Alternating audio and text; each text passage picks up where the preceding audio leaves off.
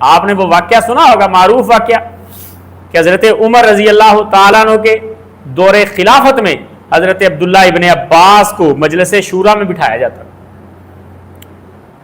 بعض کبار نے اعتراض کیا، انہوں نے کہا حضرت جی بچہ ہے، آپ اس کو بٹھا لیتے ہیں اپنی شورا میں، شورا میں تو بڑے لوگوں کا کام ہے. تو حضرت جی ہمارے بھی بچے ہیں، ہم بھی ان کو لے کے آ سکتے ہیں، آپ اس کو بٹھاتے ہیں.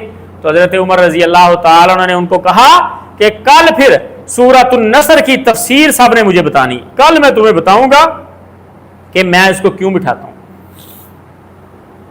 کل حضرت عمر رضی اللہ تعالیٰ نے پوچھا ہاں جی بتاؤ جی سورۃ النصر کی تفسیر.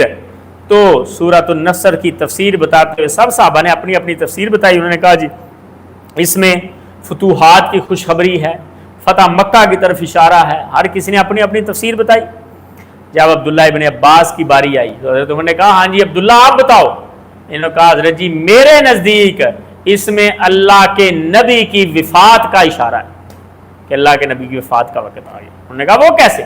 کہتے کیونکہ اللہ رب العزت کہہ رہے ہیں کہ اذا جاء نصر اللہ والفتح، اے نبی جب اللہ کی مدد اور فتح آ جائے اور آپ دیکھیں کہ لوگ دین میں فوج در فوج داخل ہو رہے ہیں، فسبح بحمد ربک واستغفر، تو اے اللہ کے نبی آپ نے تب استغفار شروع کر دینا ہے اور آخرت کی تیاری شروع کر دیں. استغفار کریں اور تسبیح کریں کیونکہ اب آخرت کا آپ کا اللہ کی ملاقات کا وقت آیا.